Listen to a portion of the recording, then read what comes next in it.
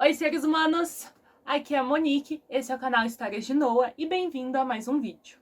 Então, nesse vídeo, como já está escrito aqui, eu vou falar sobre avaliação diagnóstica. Para quem não sabe, a avaliação diagnóstica é aquela avaliação que a gente aplica com os alunos no início do ano, normalmente ali no segundo, terceiro dia no máximo de aula, para verificar o que eles ainda lembram do conteúdo que eles aprenderam no ano passado. É uma prova que o professor aplica para descobrir se o aluno já sabe ou ainda mantém o conhecimento de tudo aquilo que ele acha que o aluno já deveria saber. Então, não é para você rever o conteúdo do ano passado inteiro, mas sim das partes importantes que você acha necessária. Nesse vídeo eu vou falar como eu faço e dar dicas, né, para professores que nunca fizeram isso em sala de aula, professores iniciantes. Roda a vinheta que logo depois eu já comento sobre.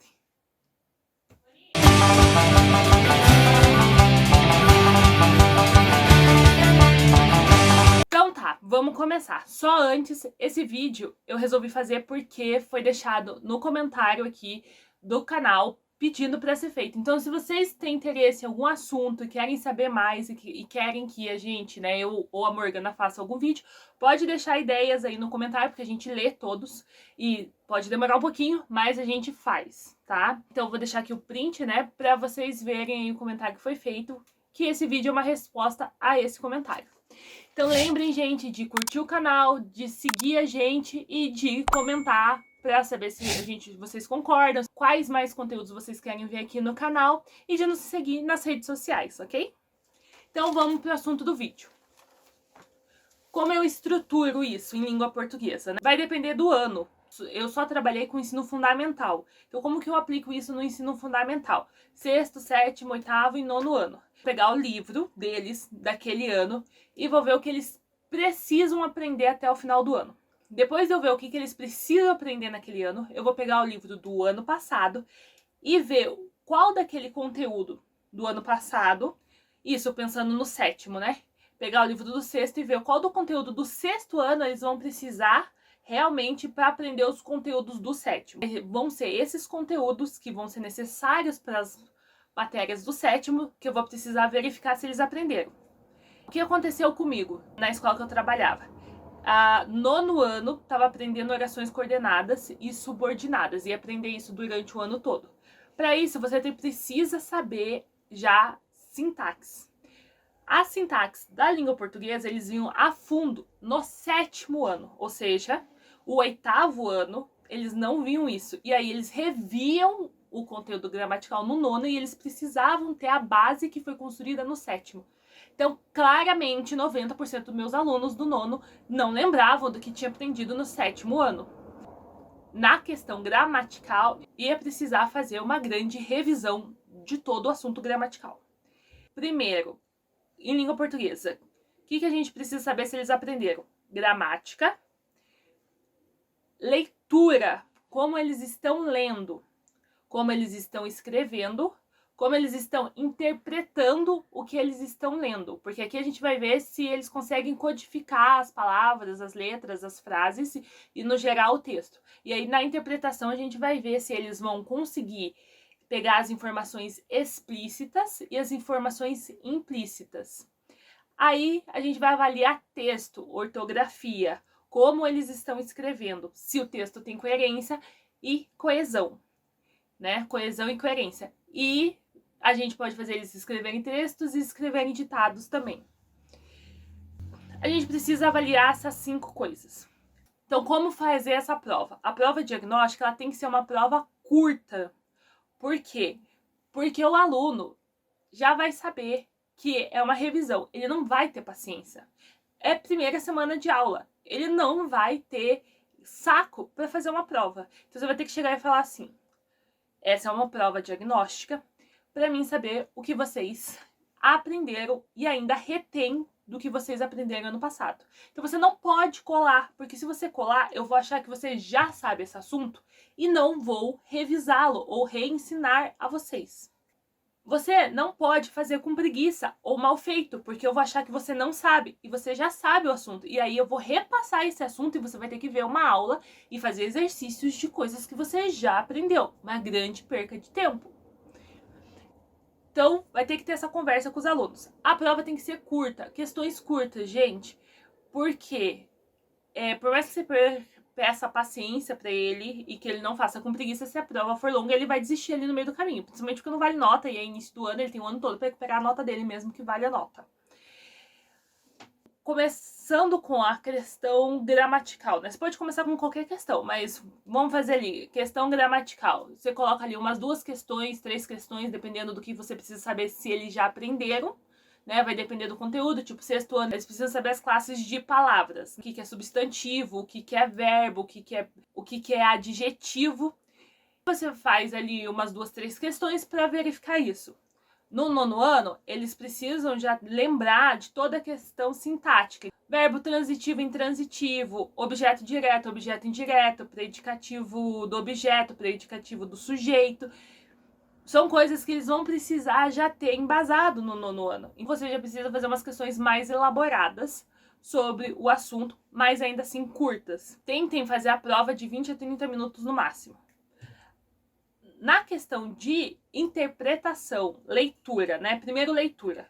O ideal, que eu acho, é você chamar cada aluno para ler uma frase ali para você, 2, 3 frases no máximo, para você na sua mesa, para você ver como tá a leitura desse aluno. E aí perguntar o que ele leu, para ver, principalmente 6º ano e 7º ano. Na questão de leitura, você vai separar em 5 passos. 1, não ler. 2, ler palavras. 3, ler frases. 4, ler pequenos textos. E 5, ler textos. Então, você separa ali e vê se ele entendeu o texto. E aí você já consegue determinar a questão explícita da interpretação, que você vai separar em, que é o 3º passo, é se ele tá vendo as informações implícitas e explícitas. Se ele tá lendo geral, ele tá pegando a informação explícita. Não precisa ser um texto grandão. Você pode pegar uma charge. Eu peguei a charge, eu vou colocar aqui, da Mafalda. E ela diz lá: mas por que eu tenho que fazer isso? Porque eu estou mandando e sou sua mãe. Se é uma questão de títulos, eu sou sua filha. E nos diplomamos no mesmo dia, não foi? Você pediria para o aluno ler esse texto e aí você perguntaria sobre o que o texto fala. Informação explícita. Mafalda está brigando, não está querendo fazer o que a mãe dela está mandando. E está questionando a mãe dela. Informação implícita do texto. Mafalda acha que não tem uma diferença de poder entre mãe e filha, porque uma depende da outra para existir. Uma mãe precisa de uma filha para ser mãe e uma filha precisa ter uma mãe para ser filha. Então, para ela, não tem nenhuma diferença de poder entre as relações. Então, ela não teria que obedecer à mãe dela, como a mãe dela também não teria que obedecer a ela. Elas seriam iguais dentro dessa relação. Essa é a informação implícita do texto. Então, o bom de você usar charges ou tirinhas, que você também pode pegar ali as ironias implícitas e as mini piadinhas que estão ali para ver se o aluno pegou a piada ou que está sendo ironizado no texto, ok? De preferência tirinha, charges, só se forem bem atuais, de um assunto bem que o aluno esteja interessado, né? Aí você já analisou a gramática, a leitura, a interpretação de explícita e implícita. Aí, agora, você tem que analisar a questão da escrita. A questão da escrita você pode fazer de 2 formas, né? Verificando ortografia, que seria ditado. Então, você faz um ditado ali, vê como que eles estão escrevendo, como eles estão ouvindo, né? E você pede para eles escrever um texto. Como você quer que a prova seja rápida e eles não gastem muita energia, você vai determinar uma história super rápida que eles já conhecem e vai falar: me conta essa história. Só escreva ela, transcreva ela. Pode ser um filme que eles já viram para eles contarem, um livro que eles já leram para eles contarem o que eles leram no livro, um dia da vida deles, qualquer coisa que não demande muita criatividade deles, que eles só precisam transcrever. Dentro da questão da escrita, você vai analisar 9 pontos. Primeiro, coesão e coerência. Coesão é se dentro dos parágrafos o texto faz sentido, e coerência se o texto inteiro, no geral, faz sentido. Então, se ele começou a falar lá, contar a história da Branca de Neve. A Branca de Neve e os 7 Anões. No final, ele tem que terminar contando que, apesar da Branca de Neve ter comido lá a maçã, o príncipe veio, beijou ela e ela acordou. Ele não pode, a criança não pode mudar e começar a falar do gato de botas, e nem da Cinderela, e nem nada disso. Coesão inteira do texto. Então, tipo, se ele começou falando que vai contar sobre a festa de aniversário de 12 anos dele, ele não pode terminar falando do aniversário do amiguinho, do casamento da mãe. Ver se o texto tem coerência, no geral, se começa e termina falando de um assunto. Ver se dentro dos próprios parágrafos, as palavras e os pronomes que se ligam tem coerência. Então, o Thiago fez tal coisa. Aí, se a pessoa vai usar ele estava doente quando fez tal coisa. Ou se vai falar o Thiago, o Thiago, o Thiago. Ou se sempre vai usar o mesmo pronome. Ou se vai usar o que, quais, quando, pronomes temporais. Ver tudo isso, como que tá a escrita desse aluno. Isso vai variar do sexto, sétimo, oitavo e nono, ok? No geral, a gente precisa ver como que tá a turma para ir trabalhando. A escrita é uma coisa que vai ir progressiva de ano para ano, tá? O que a gente precisa ver realmente, né? Eu falei 9 passos, falei agora 2, né? Coesão e coerência. Então, título, sexto ano, a partir do sexto ano tem que ter título. Tem que ter parágrafo. A pessoa tem que dar espaço na margem e fazer o parágrafo e ir até a próxima margem. Precisa, se tiver fala, ter travessão. Tive problemas com alunos de oitavo ano que não usavam travessão. Então, ver se eles estão usando esses sinais. Pontuação, né? Que cai no negócio do travessão. Vírgula, ponto. Se eles estão fazendo letra maiúscula no início das frases e minúscula no restante. Se nome próprio tá com letra maiúscula. Eu verifiquei muito isso no oitavo ano. Eles não faziam nomes próprios com letra maiúscula. Prestar atenção nisso. A sequência temporal. Se eles estão fazendo segunda aconteceu isso, terça aconteceu isso, quarta tô fazendo isso. Ou eles começam na quarta, daí voltam para a segunda, e se eles percebem que eles não estão seguindo uma sequência quando eles estão escrevendo, se eles conseguem organizar o pensamento deles em texto. E por último, se eles estão fazendo trocas de letras, P, B, né, pato. Então você já avaliou gramática, você já avaliou leitura, você já avaliou escrita e interpretação. A primeira coisa que você vai fazer é corrigir isso por questões. Então, você vai analisar, depois de corrigir todas as provas, dentro da turma, qual foi a questão que eles tiveram mais dificuldade, qual é a questão que eles estão tendo mais defasagem. É gramática? É escrita? É leitura? Cada turma vai ser uma coisa. No meu caso, eu lembro que no nono ano, o maior problema era gramática. No sétimo ano, o maior problema era interpretação de texto. Era o maior problema que eles estavam tendo ali, porque pro nível deles de escrita e leitura tava ok, mas interpretação de informações implícitas no texto era muito difícil no geral para a turma. A avaliação diagnóstica serve para isso. Você separou a informação que você viu, que os alunos daquela turma têm mais dificuldade, então você vai preparar atividades para revisar isso em sala de aula. Então você vai preparar aulas para rever esse conteúdo, fazer atividade com eles, para que eles possam retomar isso, para que quando você comece o assunto daquele ano, a base que eles precisam para aprender aquele assunto, eles já tenham aprendido, ou revisado e relembrado. Depois de você separar as dificuldades da turma em si, você vai separar os alunos que tiveram mais não dentro da sala de aula, né? Você vai verificar ali, visualizar isso na sua cabeça, depois você vai ver, né? Alunos que tiveram mais dificuldade em gramática, alunos que tiveram mais dificuldade em escrita, alunos que tiveram mais dificuldade em leitura. Eu acho que, no meu caso, o mais comum era dificuldade em leitura. Eu tive alguns alunos disléxicos.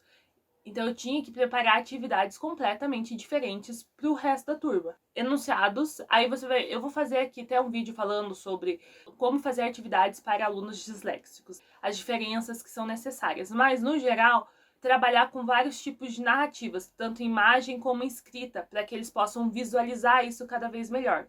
Os enunciados têm que ser menores. Você vai precisar, sim, fazer atividades diferentes para os alunos que estão com uma defasagem maior que o restante da turma.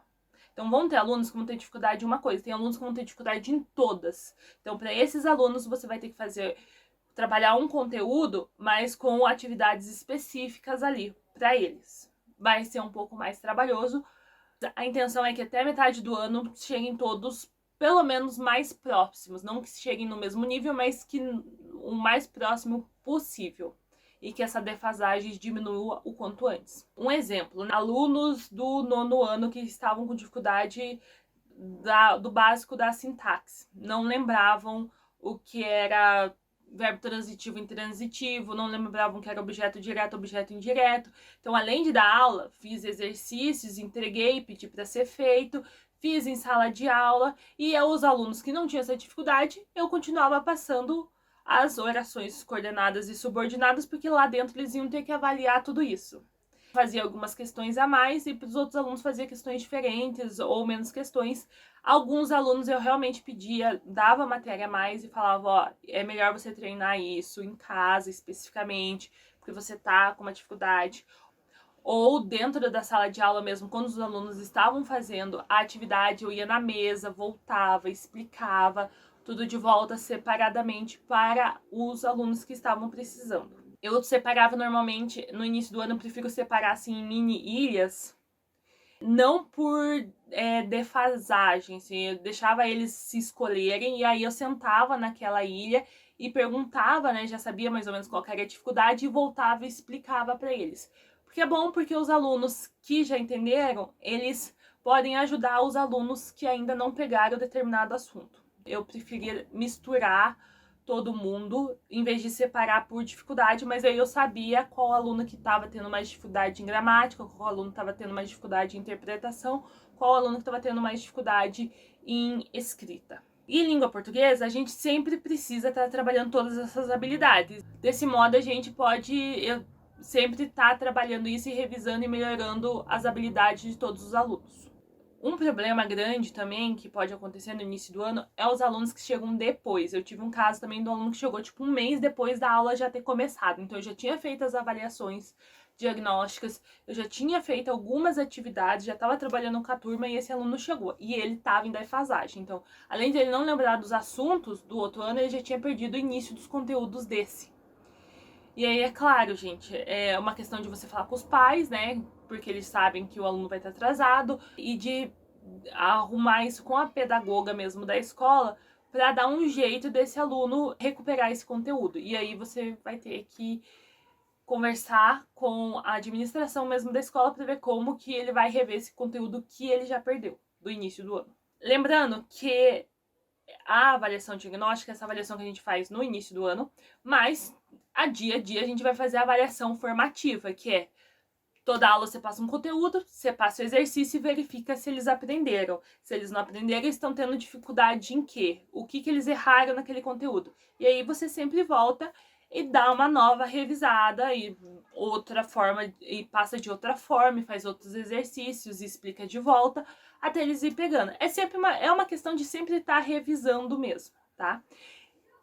Acho que são essas ideias principais que eu queria passar, né, de como fazer uma avaliação diagnóstica na primeira semana do início do ano. Eu espero que eu tenha ajudado aí. E deixe mais ideias, gente, tá?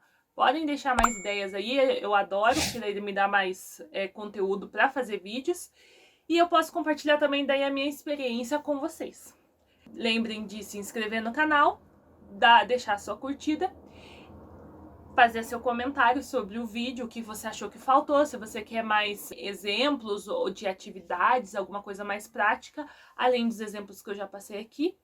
E até o próximo vídeo. Tchau!